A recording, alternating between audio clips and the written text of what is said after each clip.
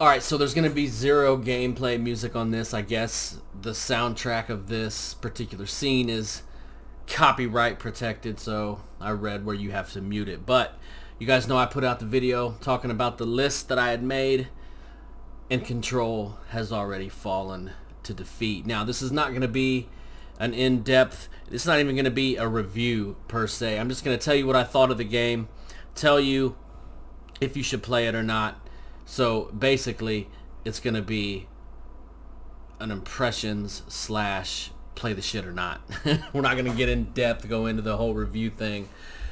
If you're sleeping on Control, let me just say, do not sleep on this game. Quantum Break, I know, was a letdown for a lot of Remedy fans, especially me, coming off of Alan Wake. I loved Alan Wake. Still hoping for a sequel to Alan Wake, although I did just hear that they're about to drop some DLC for this game that's got to do with Alan Wake. So I'm going to be very, very interested into seeing what they can do with that. Max Payne, obviously, you can never go wrong with Max Payne. The dude who does the voiceover for Max Payne actually does a voiceover for this game.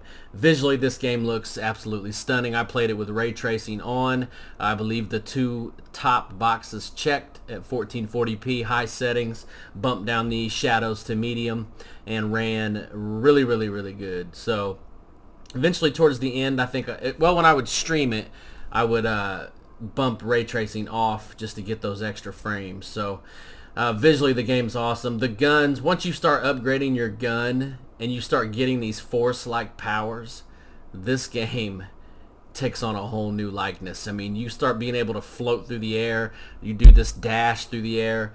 The gun that I used, I can't remember all their names, but the one that I used the most was the one where you can charge it. So you hold right trigger while it charges, and then you just blast off on the enemies. So yeah, once you start customizing your guns, it's this one right here, I believe, that I'm using. Once you start getting the customizations on your guns, guys, you start tearing shit up. You start using your force powers, throwing things into enemies. You're actually able to throw dead bodies into enemies. It just becomes an absolute blast. The story is Remedy. It's going to be quirky. It's going to be weird, but that's what Remedy does. You definitely get an Alan Wake vibe out of the story of this game. So disappointed that I waited this long to beat it, yet so happy that I did beat it so that I can stay on track and knock this backlog out next. I'm going to stream the game that I picked next, probably one of the ones from the list that I put out in the video earlier. Maybe not, because I've added a couple of those to that list, so we'll see what's next. But Control, guys, I'm pretty sure it's coming to Game Pass for you Xbox guys, or was that just a rumor? I think that Phil Spencer may have jumped the gun on that one, but if it does happen to come to Game Pass, play the game for whatever you're paying for Game Pass a month. If not, I'm sure you can pick it up fairly cheap now.